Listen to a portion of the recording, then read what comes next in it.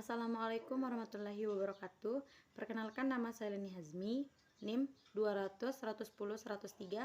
Di sini saya akan menjelaskan tentang konsep resonansi dan disonansi moral. Disonansi merupakan yang digunakan dalam dunia pendidikan, khususnya nilai, norma, dan moral. Selain istilah tersebut, ada juga disebut dengan resonansi. Kedua istilah ini sepintas terlihat kontradiktif, namun kedua konsep ini sangat melengkapi. Disonansi merupakan penurunan atau pengurangan gema atau getar dalam ajaran, nilai, moral, dan norma yang ada dalam diri seseorang.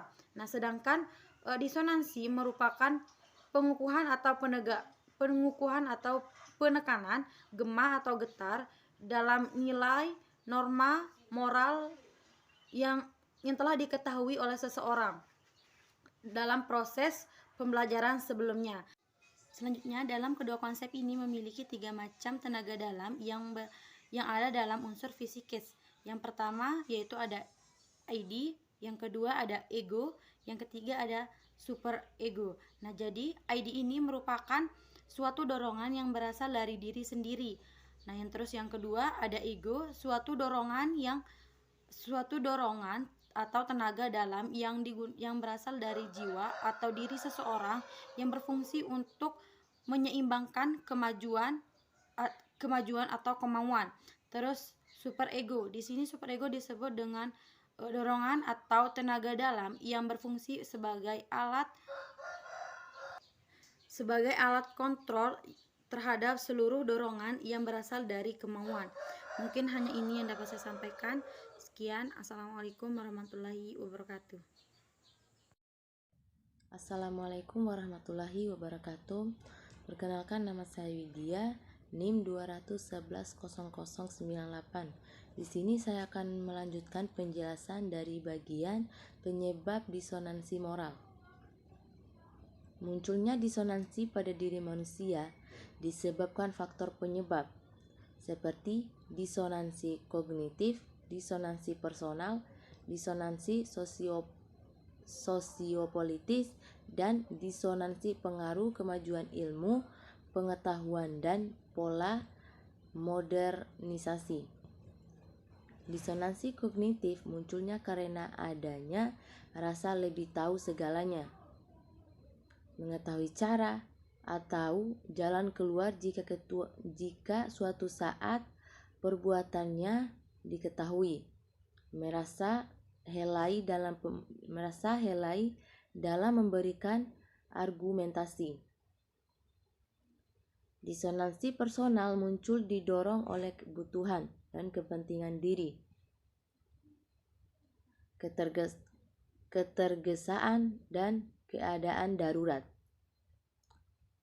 kekerabatan dan keluarga, keyakinan diri dan mitos, kebiasaan dan budaya, tugas dan jabatan, dan syarat untuk sukses dan kesenangan. Disonansi sosiopolitis dikemukakan oleh adanya faktor ideologi, ras dan kesukuan, nasionalisme, dan sebagainya.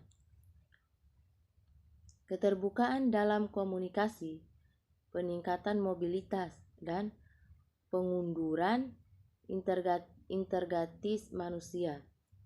Pola hidup dan pola pikir yang rasional, materialisme, individualisme, daya tarik dan kehidupan sosial, dan peningkatan persaingan telah menjadi masalah kehidupan yang harus kita cermati bersama dalam menyelamatkan anak didik kita masing-masing. Terima kasih. Wassalamualaikum warahmatullahi wabarakatuh. Baik, Assalamualaikum warahmatullahi wabarakatuh. Nama saya Hadi Joni Bang Aku, NIM 200110089. Di sini saya akan melanjutkan materi dari rekan saya, yaitu Widya Rahayu. Saya akan melanjutkan materi yaitu A. Faktor-faktor munculnya disonasi. Ada 4 faktor utama yang menyebabkan munculnya disonasi pada diri seorang manusia. Keempat faktor tersebut adalah disonasi kognitif, disonasi personal, disonasi sosiopolitis, serta disonasi bawaan ilmu pengetahuan dan pola modernisasi. Faktor disonasi yang pertama yaitu 1. Disonasi kognitif. Dorongan yang muncul itu berasal dari pemahaman ilmu atau pengetahuan yang sangat mantap atau mapan, kuat, serta komprehensif yang dimiliki seorang. Hal ini ditambah pola berpikir yang sepenuhnya menggunakan akal dan bersifat rasional. Landasan-landasan itu yang sepenuhnya menggunakan akal dan bersifat rasional. Landasan-landasan itulah yang memungkinkan seorang lebih berat terpengaruh oleh keyakinan keilmuannya, tidak lebih berat terpengaruh oleh keyakinan kemampuan keilmuannya. Tidak mustahil jika keyakinan tersebut mampu mendorong manusia untuk berbuat, bersikap, dan menentukan pilihan perilaku sebaliknya. Yang kedua, disonasi personal. Faktor disonasi yang kedua ini muncul karena didorong oleh hal-hal berikut: kebutuhan dan kepentingan diri, ketergesaan dan keadaan darurat, keberatan dan keluarga, keyakinan diri dan mitos, kebiasaan dan budaya tugas dan jabatan, serta hasrat untuk sukses dan kesenangan. Contoh yang dapat menggambarkan hal ini tersebut dapat diilustrasikan sebagai berikut, yaitu 1. Yang berikut yaitu A. Seorang yang atas dasar kebutuhan dan kepentingan dirinya atau needs and interest mampu berbuat hal negatif apa saja asalkan keinginannya terpenuhi. Misalnya, anak usia dini di saat berbuat mainan atau makanan, walaupun dia tahu bahwa itu bukan miliknya, lantaran merasa butuh dan kepentingan belum terpenuhi. Ia akan berusaha merebut barang tersebut. B. Seseorang dalam ketergesa dan keadaan darurat atau mampu bertindak hal yang negatif kapan saja dan di mana saja. Misalnya ketika anak usia dini mengurat teh di sebuah kegiatan makanan bersama, ia tidak sabar karena takut kehabisan dan takut mendapatkan makanan sedikit. Pada akhirnya ia memutuskan menyebut antara walaupun ia tahu bahwa hal itu dilarang oleh guru. Yang C. Seorang atas dasar keberatan dan keluarga bisa berbuat hal yang negatif untuk memenuhi kebutuhan dirinya. Mungkin pernah kita lihat anak usia dini berkelahi dengan teman sekelasnya karena salah satu di antara mereka membelah adiknya yang disakiti atau dipukul oleh orang lain. Padahal anak taman kanak-kanak tersebut mengetahui bahwa hal itu mengandung resiko akan dimarahi guru dan mendapatkan hukuman. Yang D. Seorang yang memiliki keyakinan diri dan mitos mampu bertindak apa saja, termasuk hal yang negatif dan terlarang. Misalnya, anak kecil selalu minta diantar bila ke kamar mandi karena ia merasa yakin bahwa ada setan di kamar mandi dan menakutkan. Walaupun ia akan mendapatkan julukan anak penakut, dia tetap selalu minta diantar ke kamar mandi. Yang E. Seorang atas dasar tugas dan jawaban dapat menyalahgunakan hal itu demi pemenuhan kebutuhan dirinya. Yang F. Seorang hanya atas hasrat untuk sukses dan rasa senang bisa saja melanggar aturan nilai, norma, dan moral yang berlaku dalam kehidupannya. Misalnya, seorang anak taman kanak-kanak mengikuti bahwa hasil karya teman itu adalah karyanya sendiri, padahal dia belum mampu membuatnya. Dia tahu dalam hatinya bahwa itu bukan miliknya, tetapi ia tetap melakukan hal itu. Selanjutnya, faktor yang ketiga yaitu disonasi sosiopolitis. Hal yang memungkinkan munculnya disonasi dalam kaitan ini meliputi ideologis, ras, kesukaan, nasionalisme, dan sebagainya. Misalnya, betapapun dunia pendidikan telah berubah dan berusaha menamakan nilai moral dan norma kebaikan kepada anak didiknya, bila pihak pemerintah membiarkan semakin leluasan pornografi, pornoaksi, dan film-film bernuansa kekerasan dan moral ditanyakan secara bebas, tanpa batas. Kondisi yang kondusif itu memungkinkan dapat memberi pengaruh negatif kepada anak didik. Faktor yang keempat itu disonansi berdasarkan bawaan, kemajuan ilmu pengetahuan dan teknologi, serta pola modernisasi. Kemajuan ilmu pengetahuan dan teknologi memiliki implikasi ganda, yaitu bersifat positif dan negatif. Anak usia dini saat ini sangat mudah mengakses apapun yang dia inginkan, mulai dari makanan, hiburan, mainan, dan lain-lain sebagainya.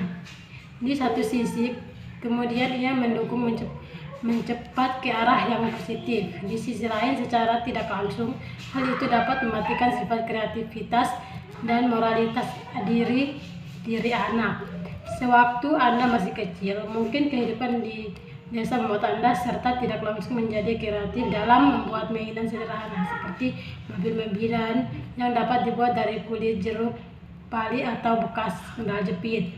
Kemudian tembak-tembakan atau senapan dibuat dari bambu dengan buah pohon pete Belanda sebagai pelurunya. Anak yang hidup pada abad globalisasi enggan dan malas untuk melakukan hal serupa seperti yang pernah kita alami bersama. Seorang anak bisa membuatnya, namun karena ia merasa hal itu mudah mendapat dan lebih baik membeli agar lebih cepat terpenuhi kemauannya, semua proses itu diabaikan tanpa pertimbangan apapun. Tanpa kita sadari, semua hal ini memberi warna perubahan sistem alat pendidikan yang kurang kognitif secara hakiki. Keterbukaan alam komunikasi, peningkatan mobilitas, dan pengendaraan integratif manusia, pola hidup dan pola pikir yang rasional, materialisme, individualisme, daya tarik kehidupan sosial, serta peningkatan persaingan menjadi masalah kehidupan yang harus kita cermati bersama dengan menyelamatkan anak didik kita masing-masing. Assalamualaikum warahmatullahi wabarakatuh. Perkenalkan, nama saya Desri Kurnia Dwi Iswahyuni, NIM 2001101006. Di sini saya akan membacakan penanggulangan dan pencegahan disonansi moral pada anak usia dini. Penanggulangan dan pencegahan yang dimaksud adalah upaya preventif agar dapat minimalisasi dampak yang muncul. Dalam kondisi zaman saat ini, kita tidak mungkin dapat menghindari berbagai pengaruh negatif yang akan mengganggu program pengembangan aspek moral dan nilai-nilai agama bagi anak usia dini. Upaya penanggulangan dan pencegahan yang mungkin dapat kita lakukan: yang pertama, hindari atau minimalisasi anak untuk mengetahui perbuatan keji dan buruk secara langsung. Jika mereka mengetahui perbuatan keji dan buruk pada waktu yang sebenarnya mereka belum siap, hal itu akan dapat mengganggu kejiwaan dan kepribadian dirinya. Yang kedua, biasakan anak melakukan aktivitas terprogram untuk memenuhi seluruh aspek perkembangan dirinya sebagai program yang dapat menstimulasi kecerdasan akademiknya, atau belajar mengenal warna, kendaraan, manusia, pekerjaan, lingkungan, huruf, angka, dan doa-doa pendek. Yang ketiga, dekatkan anak dengan aktivitas positif yang dilakukan orang dewasa, seperti mencuci tangan sebelum makan, gosok gigi, sesudah makan, dan sebelum tidur, berkunjung ke rumah nenek, dan sebagainya. Yang keempat, kenalkan anak dengan aturan hidup bernuansa moral dan nilai-nilai agama, seperti anjuran berbuat baik, menolong sesama manusia, membuang sampah pada tempatnya, kewajiban melaksanakan sembahyang, berbakti kepada kedua orang tua, dan sebagainya. Yang kelima, libatkan anak pada aktivitas moralis dan agamis bersama orang dewasa, seperti menyantuni fakir, miskin, atau orang tidak mampu, sembahyang, memimpin, berdoa bersama sebelum dan sesudah makan, berkunjung ke panti asuhan, dan sebagainya. Sekian yang dapat saya sampaikan, kurang lebihnya mohon maaf. Wassalamualaikum warahmatullahi wabarakatuh.